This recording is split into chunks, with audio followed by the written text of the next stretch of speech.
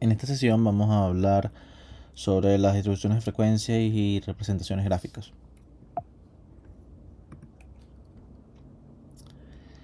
Vamos a hablar un poco sobre cómo, para qué utilizamos lo que son los gráficos estadísticos, qué son, cuáles son las ventajas que nos ofrecen y vamos a sugerir algunos elementos que van a tener ustedes para seleccionar el mejor gráfico estadístico según sea el caso, según sea el estudio o el caso que estén trabajando. Entonces, leyendo acá, los gráficos estadísticos son una representación en el plano de la información estadística. En este caso, obviamente, no solamente se refiere a un plano, digamos, físico como tal, sino, bueno, un espacio que puede ser tanto en un papel impreso como también puede ser en un computador. De esa información estadística, producto, obviamente, de una investigación estadística, con el fin de obtener una impresión global del material presentado que facilite su rápida comprensión, constituyendo una poderosa herramienta para el análisis de los datos, siendo en ocasiones el medio más efectivo no solo para describir y resumir la información, sino también para analizarla. Esto quiere decir que los gráficos estadísticos no solamente se utilizan para presentar información al público, a quien va a consumir esa información estadística y va a obtener conclusiones o va a entender las conclusiones que se obtuvieron en esos estudios, sino también para generar esas conclusiones. Porque de acuerdo a los gráficos que se utilicen, estos pueden darle indicios al investigador de cómo se comporta esa realidad, ya sea que utilice métodos estadísticos descriptivos o métodos estadísticos inductivos.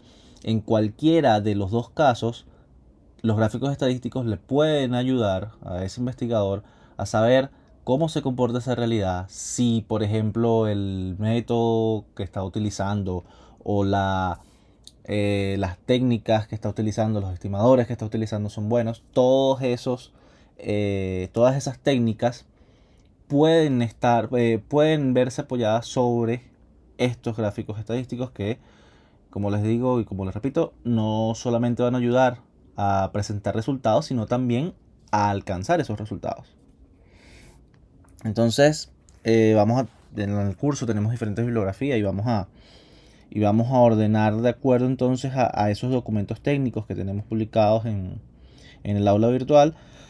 Y vamos a mencionar los tipos de gráficos más comunes, las pautas o normas generales que deben tener esos gráficos, las características que deben presentar. Vamos a describir cinco elementos esenciales y vamos a también describir, a mencionar algunos elementos, algunas sugerencias para la elección de un gráfico adecuado de acuerdo a ciertas situaciones o de acuerdo a lo que se quiera mostrar. Entonces, acá tenemos las bondades, cuáles son las ventajas que nos genera un gráfico estadístico.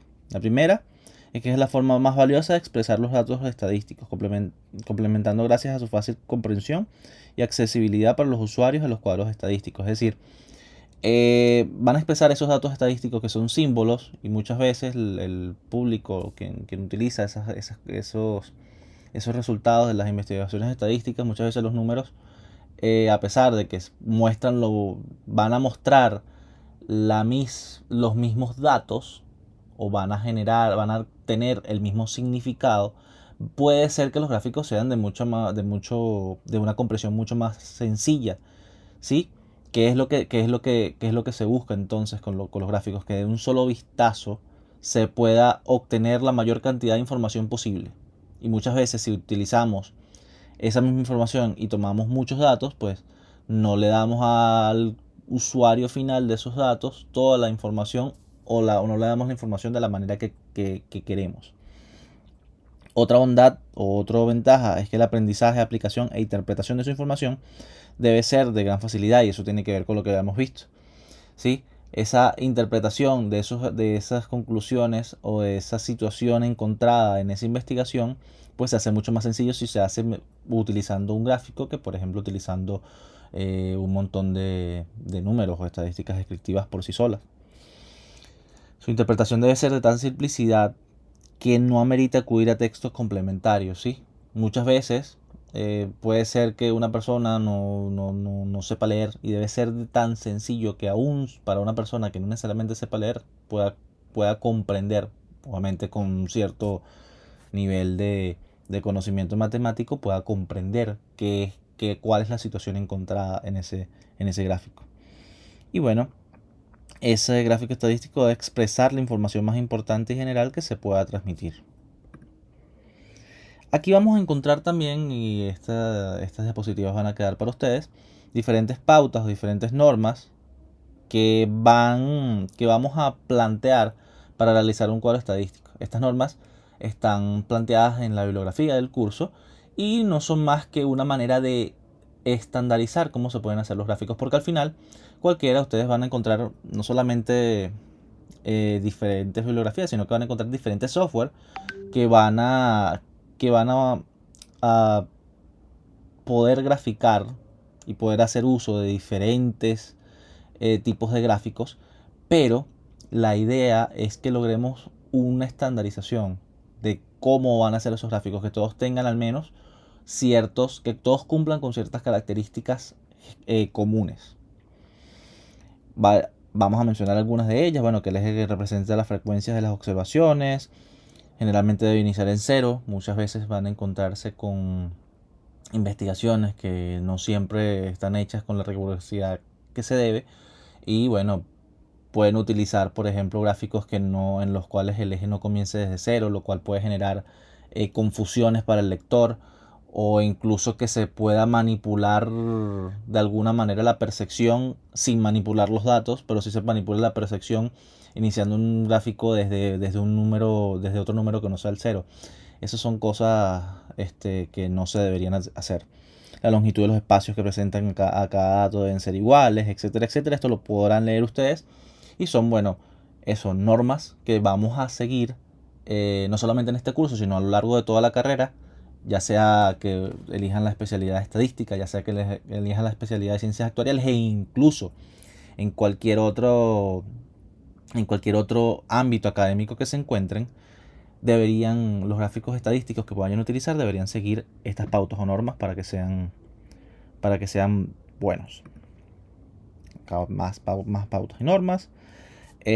También mencionamos algunos aspectos estéticos, ¿sí? No solamente desde el punto de vista de que sean estándar esos gráficos, sino también que esos gráficos tengan ciertos elementos estéticos que hagan que sean no vistosos, pero sí que tengan un mínimo de estética. Entonces, bueno, debemos seleccionar adecuadamente los colores, utilizando tonos oscuros y más intensos de acuerdo al valor o a la magnitud de la variable que están expresando. Las líneas utilizadas deben ser finas, y allá podrán leer que muchas veces cada una de estas reglas, pero muchas veces estas reglas son más que todo de sentido común. ¿Qué es lo importante acá? Que sepamos nosotros diferenciar los elementos esenciales que van a tener un gráfico. En principio, a la parte superior vamos a tener lo que es un número del gráfico, ¿sí? Porque debemos tener no solamente un número y un título, no solamente un título, ¿sí? Que es lo que representa ese gráfico, sino también un número, que es una manera de codificar ese gráfico dentro de todo un informe, por ejemplo, dentro de toda una batería de gráficos estadísticos, y sobre todo si puedan tener, por ejemplo, nombres bastante parecidos, ese número de gráfico nos va a ayudar a identificarlos rápidamente.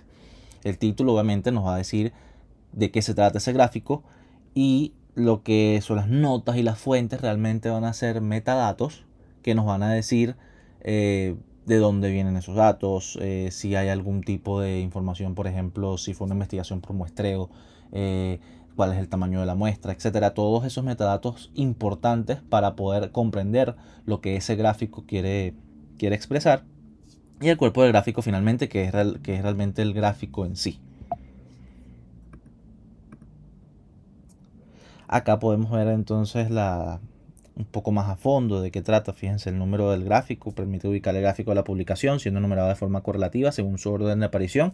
Bueno, en el caso de que sea una publicación académica, en el caso de que sea un informe en donde se presente alguna investigación estadística, de eso se trata el número del gráfico.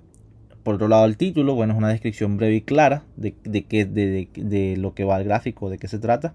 Y aquí vemos algunos ejemplos de números y títulos de gráficos. El cuerpo en sí es el área donde se encuentra el gráfico como tal, como ya lo mencionaba. Y bueno, las notas y las fuentes de información, pues bueno, ya veremos que las notas es información de carácter general, destinada a ofrecer conceptos o definiciones, aclarar el contenido de los gráficos, indicar la metodología adoptada. Entonces, como les decía, estos son elementos o metadatos que nos van a ayudar a entender de dónde salieron esos datos que alimentan o que sobre los cuales se construyeron esos gráficos. Y las fuentes de información, que es 100% importante en todos los gráficos que coloquemos, siempre. Si es una fuente primaria, si es una fuente secundaria, si por ejemplo hasta son cálculos propios, siempre hay que colocar debajo de cada gráfico, siempre, y en esto soy súper enfático, debemos colocar la fuente de esos datos, porque simplemente, bueno, pueden estar colocando un gráfico y si no hay ninguna fuente, pues simplemente es un gráfico de un chisme y ya, no es una estadística como tal. Entonces es importante colocar una fuente y que esa fuente sea confiable de acuerdo a los parámetros que hemos visto hasta ahora en clase. Fíjense que acá hablan de, bueno, cuando son primarias y cuando son secundarias esas fuentes.